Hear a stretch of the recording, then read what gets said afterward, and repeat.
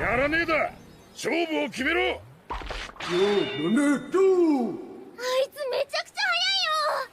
任せろคนรู้จักจริงๆด้วยตู้กดน้ำนั่นท่าทางมันจะชอบกินเงินนะ รู้อยู่แล้วเลยนะ หรอ มันมีเคล็ดลับอยู่นะเดซ่า You don't have nuts. Lucky shot. Let's see. Time's fighter than you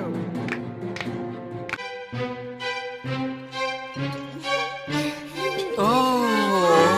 ไม่ว่ายังไงอันดับหนึ่งก็ต้องเจสสิก้าที่สองก็มาเรเน่ที่สามก็ต้องเจนนูไอ